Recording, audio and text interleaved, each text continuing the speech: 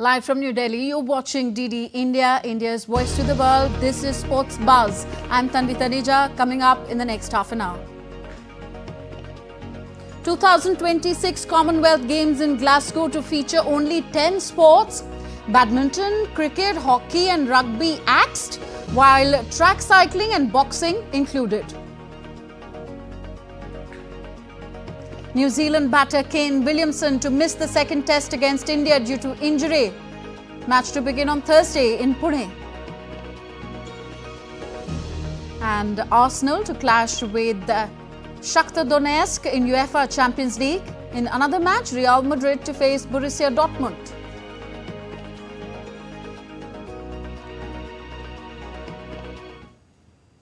So the 2026 Commonwealth Games, which will be held in Glasgow City of the United Kingdom, will feature only 10 sports in a bid to remain budget-friendly. The Games will run from July 23rd to August 2nd across 4 venues. It includes sports of athletics, swimming, artistic gymnastics, track cycling, netball, weightlifting, boxing, judo, bowls and basketball. Among the sports to be axed are badminton, cricket, hockey and rugby sevens. The exclusion of these sports will severely impact India's medal prospects, though track cycling and boxing have been included. Glasgow also hosted the event in 2014. The Games were originally slated for Victoria in Australia, but the state withdrew as hosts in 2023 due to rising costs. So the exclusion of hockey from the Glasgow Commonwealth Games comes as a big blow to Paris bronze medalist India. Indian men's hockey team captain Harmanpreet Singh and coach Craig Fulton have expressed their disappointment. More in this report. Indian hockey team captain Harmanpreet Singh and coach Craig Fulton have expressed their disappointment over the exclusion of the hockey from the 2026 Commonwealth Games in Glasgow. Hockey, along with shooting, cricket, badminton, table tennis, squash and triathlon, has been dropped in a bid to limit costs and streamline logistics, as only 4 venues will host the entire event. These cuts have impacted several sports that have traditionally been strong contenders, particularly for nations like India. It is what it is. Unfortunate. That's further down the line. That's for another time with bigger planning ramifications, and what happens then and what happens, I don't know. वो भी एक target है, अच्छा tournament था और जो हमारा target था इस बार गोल्ड मेडल का था वहाँ पे, बट अनफॉर्चुनेटली ये न्यूज़ सुनने को मिल रही है, बट ये हमारे हाथ में नहीं, हम नहीं सोच सकते इसके बारे में. Hockey has been a marquee event at the Commonwealth Games, especially for countries like India, Australia and England, which have rich hockey legacies. India's men's and women's team have consistently performed well, making this exclusion even more disheartening for players and fans. Narayan Singh's report for DD India. India's hockey coach Craig Fulton, in an exclusive interview with DD India's Narayan Singh, said that new faces have been introduced to the Indian hockey team. Fulton expressed his excitement about taking Indian hockey to the next level. He has been dropped from the Glasgow Commonwealth Games, and to talk on this, I am joined by the coach of the Indian hockey team, Craig Fulton. Craig, big disappointment, dropping a game like hockey from the Commonwealth Games. I just heard about it today, so I'm not really up to speed with what's the latest reasoning, and so my comments are very limited at the moment. Talking about the Indian hockey team, what's your take on the recent progress of the Indian hockey team from winning to the bronze in the Olympics, then winning the Asian Champions Trophy? So what's your take on the progress of the Indian hockey team? Yeah, I think there's been consistency, which is good, from Asian Games and then ACT to Paris to ACT. But yeah, that cycle's over. Now we start all over again. And 4 years from now to LA, and 2 years roughly to, just over 2 years to World Cup. It's an exciting phase, and we want to broaden the base a bit and open up for more selections and bring in some quality players to make our team stronger. That's the main reason. So talking about the goalkeeping after the departure of the Srijesh, Krishna Bhadar Pathak is there and Suraj Karkare is there. So how you look this transition for the Indian hockey team? Especially it's a challenge for you as a coach because defense is an important aspect. Yeah, goalkeeping is a specific position, and Pathak is our number one at the moment, and Suraj is a very good goalkeeper. And I'm glad to have him in the squad, and then we still have Power, and we still have some of the under-21 goalkeepers and Mo as well. So, yeah, the goalkeeping department is good. We'll see after these two games where we are right now, but looking in 2 years' time, yeah, we've got depth, so that's positive. So what's the next target of the Indian hockey team? Considering the fact that we are missing to bring back that lost glory in Olympics, especially the golden days, do you have some plans in your mind? Yeah, I think it's always to win gold in whatever tournament we play, and right now we have 2 games against Germany, so in 15 minutes we have training. So my head is around training, and then the match tomorrow, and then we'll see how that goes and debrief, and then hopefully we can get a result here in Delhi. So definitely the coach, Craig Fulton, is saying that new faces has been induced in the hockey team, and definitely he will try to put the Indian hockey team on the next level through his plans and scheme. The Indian men's hockey team will face reigning world champions Germany in a 2-match series in New Delhi on 23rd and 24th of October. This comes after India's successful defence of their title at the Asian Champions Trophy in China. The series marks the return of international hockey to the Indian capital. Harmanpreet Singh will captain the Indian side with Vivek Sagar Prasad as vice-captain. Dynamic midfielder Hardik Singh will miss the series due to an injury. The series will also see Rajinder Singh and Aditya Arjun Lagate making their international debut.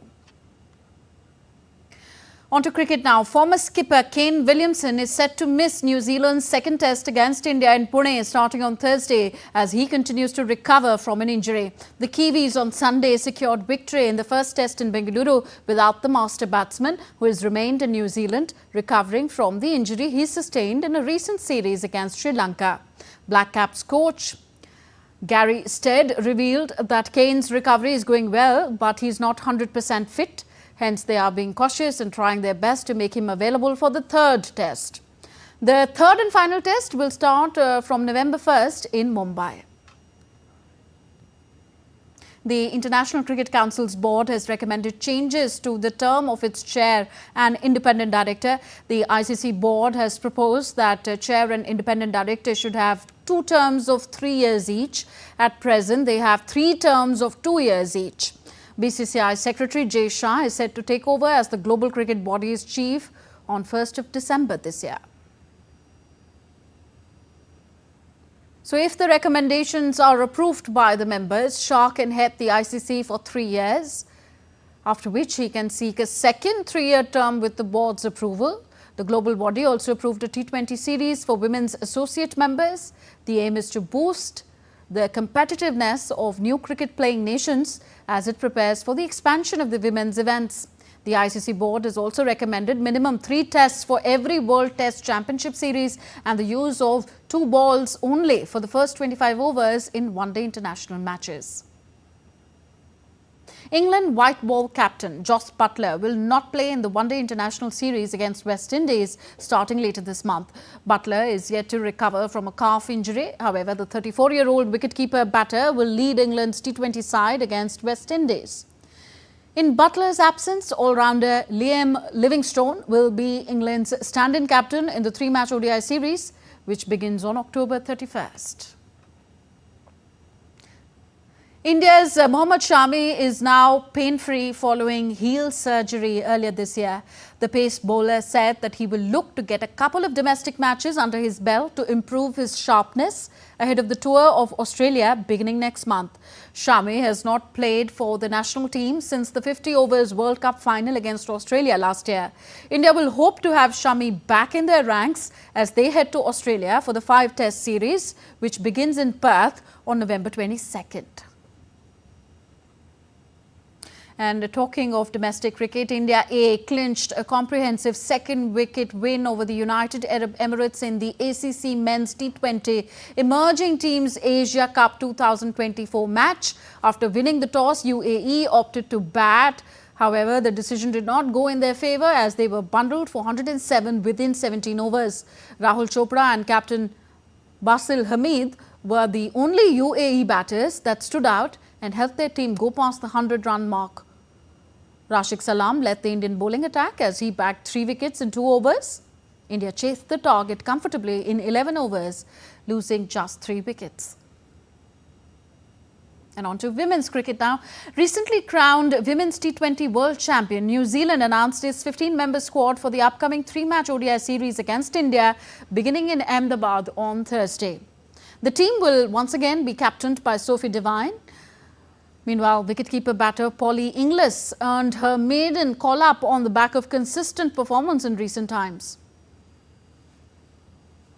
Pacer Rosemary Meyer, who sustained a back injury earlier this year, has been rested as part of her long-term rehabilitation.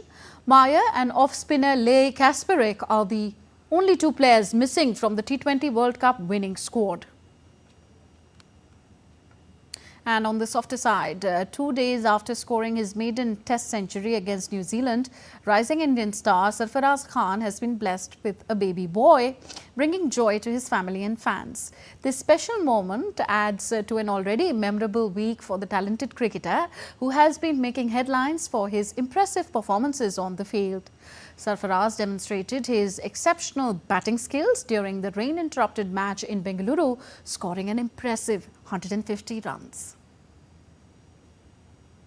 Shifting gears now, America's 2-time Olympic champion in discus throw, Valarie Allman's first visit to India was memorable. The best part was that Valarie liked about India was its energy, joy and positivity all around. In an exclusive conversation with DD India's Suchitra, Valarie said her favourite Indian sportsperson is Neeraj Chopra.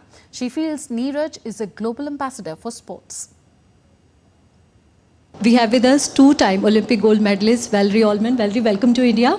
And it's your first time in India. So what's the best part that you are liking about India? I definitely feel like I'm so excited about the energy that's here.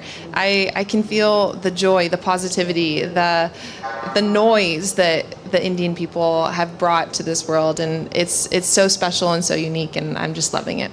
Being a woman, 2-time Olympic gold medalist, what has been your biggest hurdle in your career? Yeah, I think as a woman, it's easy to not credit yourself, to not feel that sometimes your dreams or your passions are as supported as you would like. And I think I've come to realize that so much of it is your own energy that you're willing to believe into yourself. And it's one of the most powerful things I think that does exist in this world, and it's something that I'm trying to cultivate and lean into and really believe it helped me in my journey. 2-time Olympic gold medalist, and you have 2 medals in World Championship. So what's your next target? What's that one thing that you want to achieve in your career? I am really hoping to earn the title of world champion. I've felt it so close in my grasp, and I've come up short the last 2, and I hope that in 2025 I can be healthy and be prepared and confident in my training to be able to maybe earn that title. Do you follow some other sports? Who's your favorite Indian sports person, be it male or female? I would have to say Neeraj Chopra. I mean, he's incredible, and in the world of athletics, he's such a global ambassador for sport, and for him to represent an entire country, it's just amazing how he carries himself. How it helps an entire nation and little girls when you see a woman gold medalist? It's one of the most impactful things to see someone that you connect with accomplish a big dream. I started throwing the discus and went to YouTube to find women that I thought were amazing at the craft and show me kind of the potential of what it could be. And now full circle to meet young girls who have looked at my videos or been inspired by how I throw. It's so empowering and definitely something that I think all women should try to be able to realize you don't have to fit into a box. You can be whoever you want to be and go after big dreams, and continuing to hear that message and it being pushed is so impactful. Thank you so much. Yeah. Go after your dreams. That's the message Valarie Allman was giving. All right, let's shift to football now. Arsenal are all set to clash against Ukrainian side Shakhtar Donetsk in the UEFA Champions League match on Tuesday night. Manager Mikel Arteta's side host Shakhtar on Tuesday following a goalless draw in their opener at Atlanta and a 2-0 home victory over Paris Saint-Germain, leaving them 13th in the new Champions League format with 4 points from 2 games. Meanwhile, Shakhtar are winless in their Champions League campaign after a goalless draw at Bologna and a 3-0 loss to Atlanta. Arsenal manager Mikel Arteta said that the club will use the hurt from their first Premier League defeat of the season against Bournemouth to deliver a strong response against Donetsk. Well, I mean, playing with 10 men, obviously there is an issue. The truth is when you analyze the 3 very different actions and the outcome of them, the reasons are very different. Regardless of that, we cannot continue to play with 10 men, especially at this level, and you see how we're struggling. All the teams have to win football matches.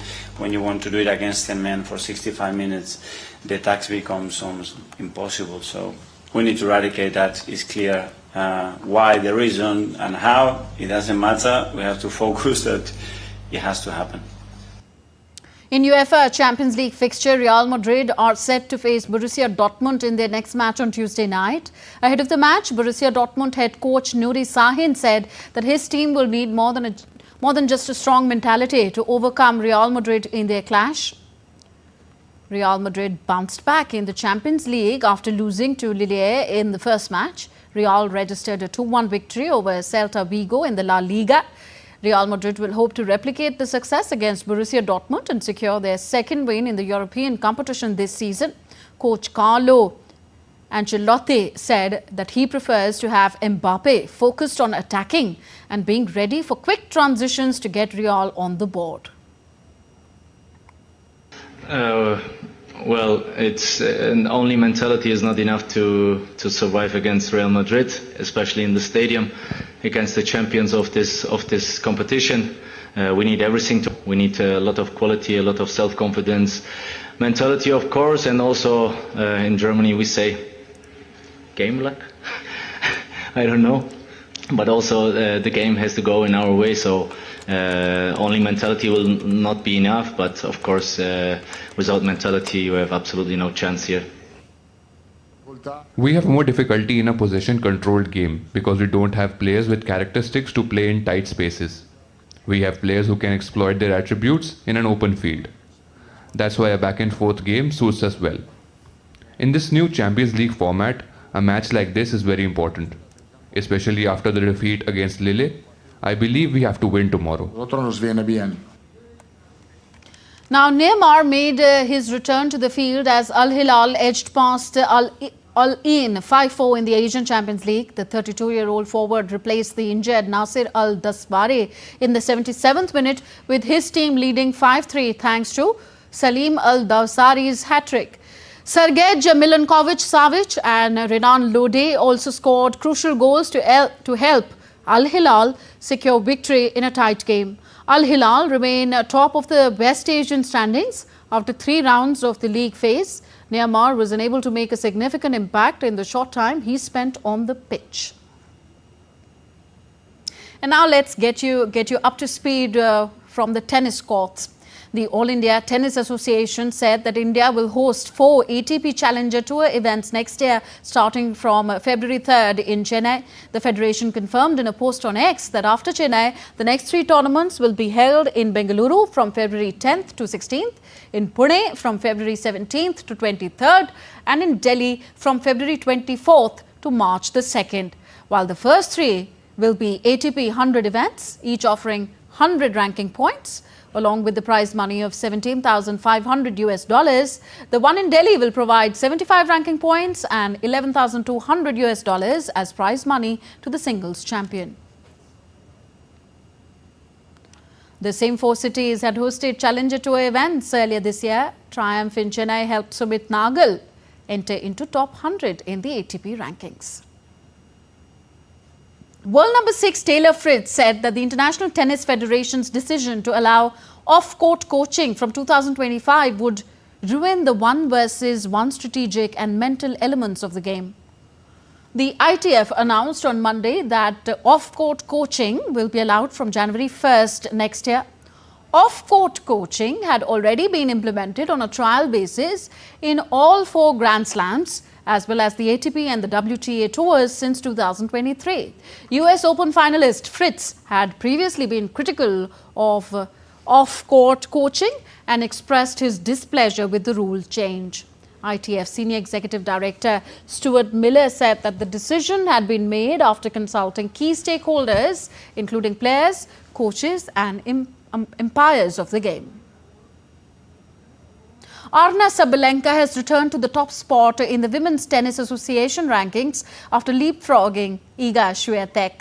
Sabalenka's return to the top spot has set up a thrilling end to the season, with next month's WTA finals in Saudi Arabia likely to prove decisive in the race to end the year as world number 1. Sabalenka defended her Australian Open title and added the US Open trophy to her cabinet. The finals, which will offer 1,500 points, will be held in Riyadh from November 2nd to November 9th. And top seed Alexander Zverev powered past home hopeful Joel Schwartzler 6-2, 6-2 to reach the second round of the Vienna Open on Monday. Zverev did not face a single break point in the match, lasting just over an hour, while winning 96% of the points behind his first serve against the inexperienced 18-year-old. The victory was Zverev's 60th in this year, which sees the current world number 3 equal a career best which was first achieved in 2018.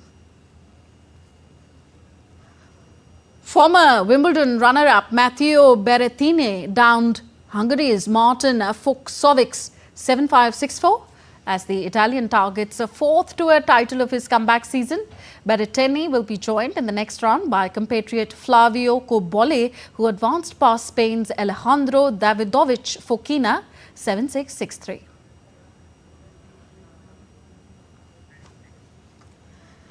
So that's all for this edition of DD India Sports Buzz. Do let us know your thoughts on the news of the day. You can connect with us on our different social media handles at DD India Live. And for those on the go, you can catch all the latest news and updates from India and the world on our DD India mobile app. The app is available on both Android and iOS platforms. So we will be back with more news as it breaks here on DD India. I'm Tanvi Taneja from all of us here in New Delhi. Thank you for watching. Namaskar.